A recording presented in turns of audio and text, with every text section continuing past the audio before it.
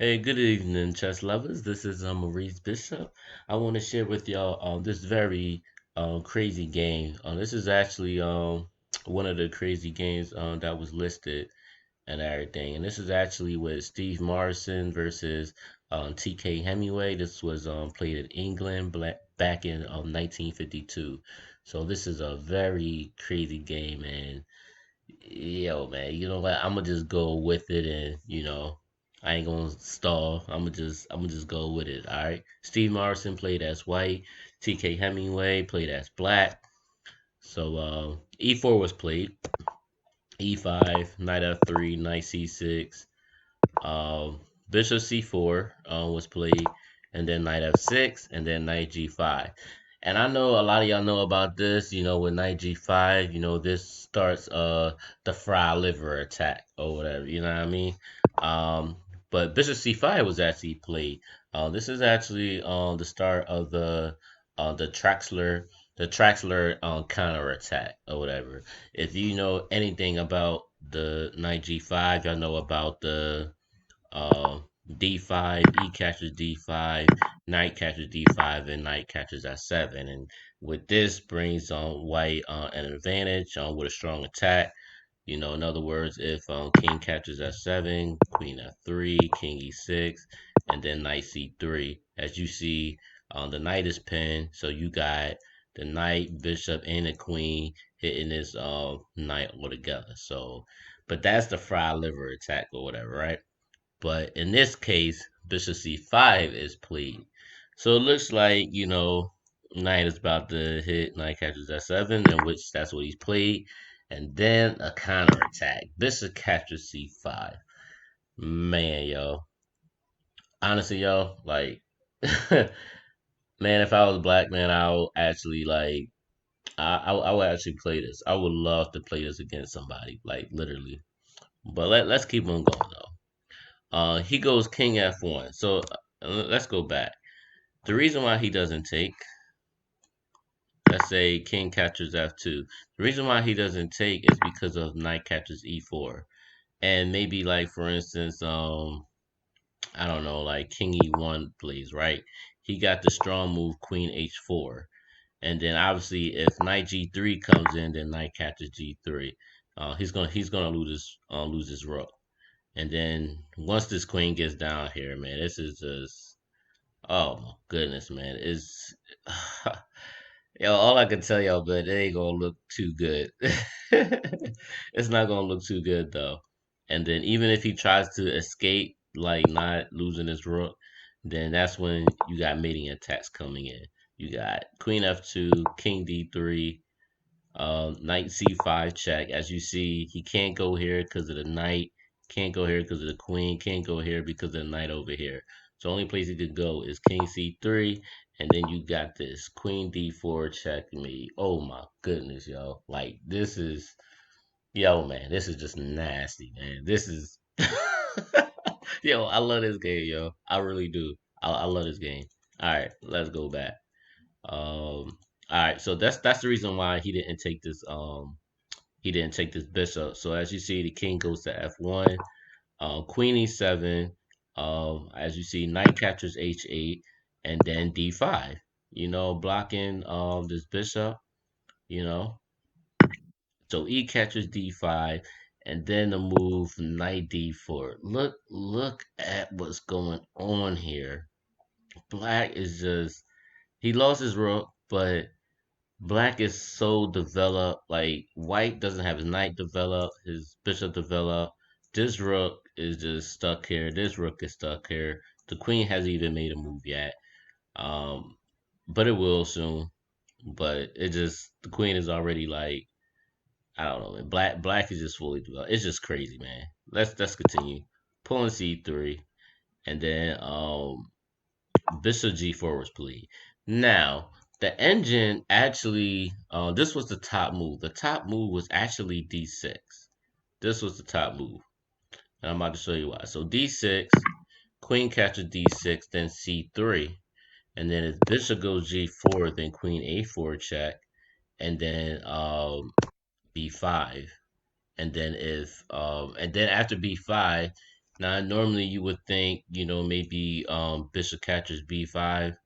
But the thing is, I'll just show y'all. This is really not really that good because after bishop catches b5, then knight catches b5, and then the king can automatically take this bishop. So now, as you can see, nobody's losing material yet, but the fact that this knight is pinned and everything, and you know, I don't know, man. Like, it's still fighting chance. Like, it's a lot of fighting chances. I'm not saying the moves are bad. It's just a lot of fighting chances. But I think maybe um, white may have. Well, I kind of think if black plays it well, he can have some fighting chances. I still think, to be honest with y'all, I still think black is better. And the reason why I say black is better because his pieces are too active. It's too active. This knight and his bishop is still not out. This pawn is still on d4. If you really look at this position and you got to be honest with yourself, black is still better.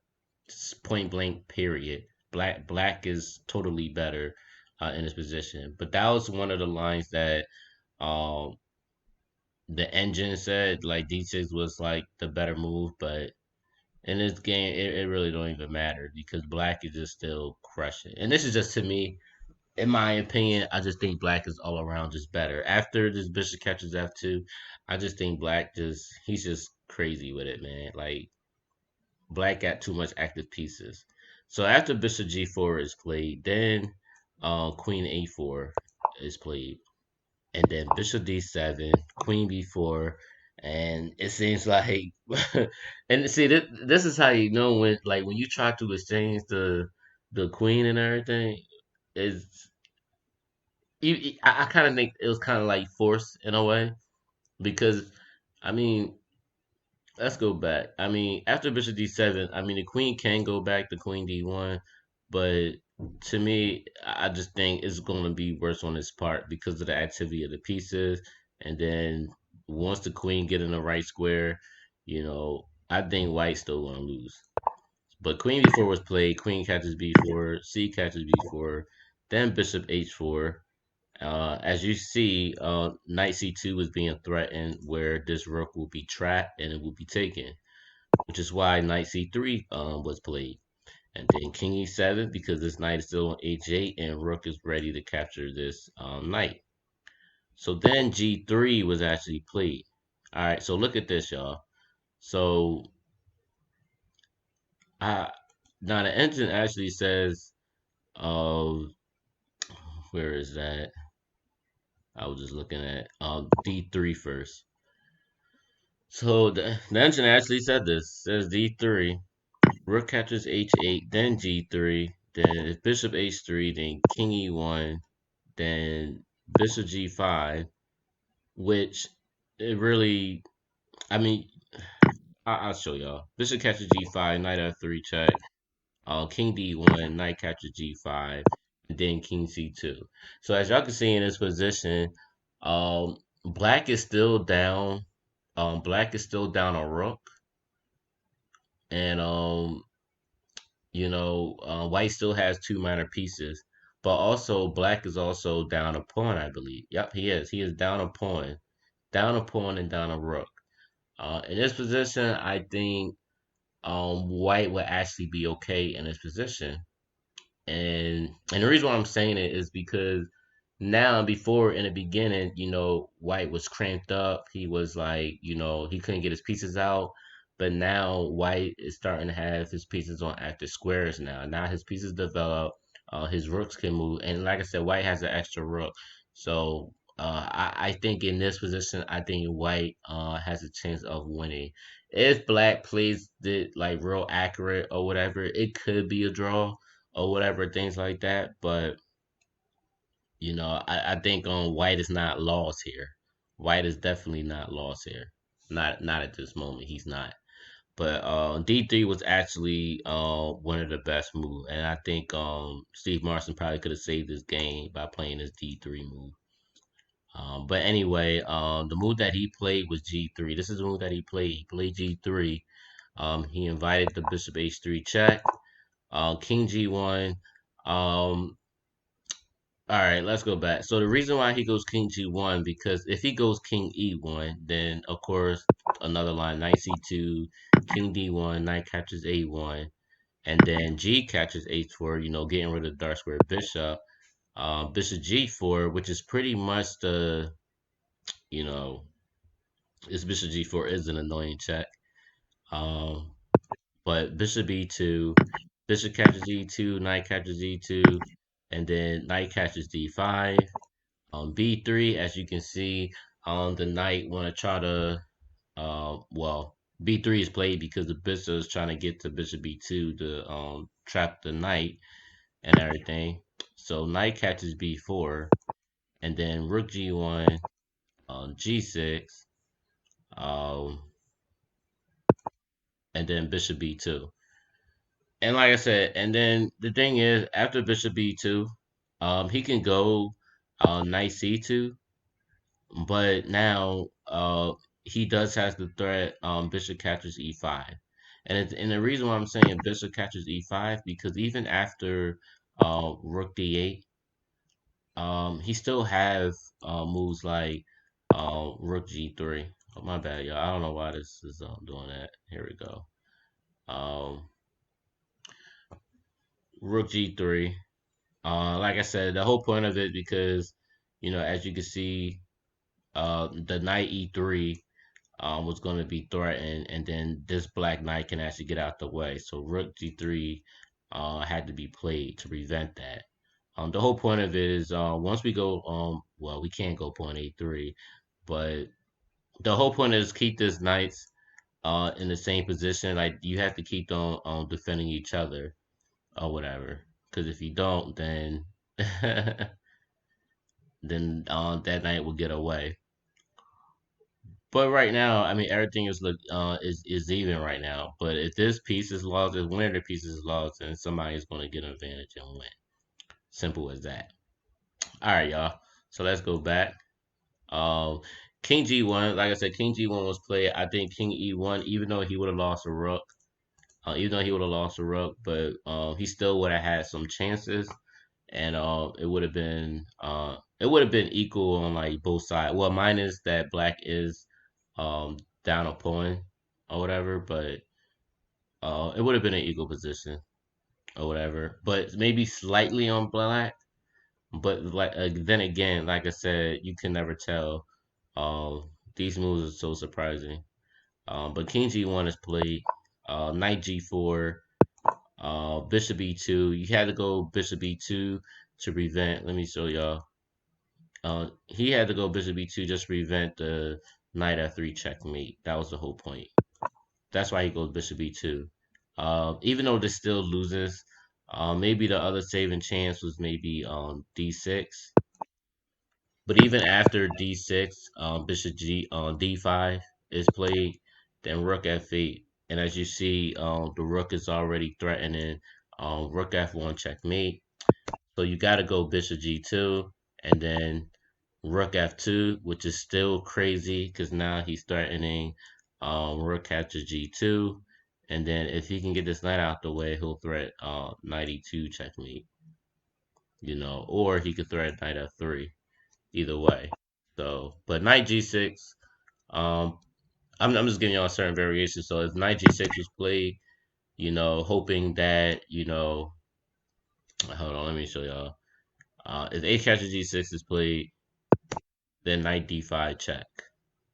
And then King F7, Knight C3, because again, you got to prevent the Knight E2 checkmate. But Knight F3 will be played, as you can see.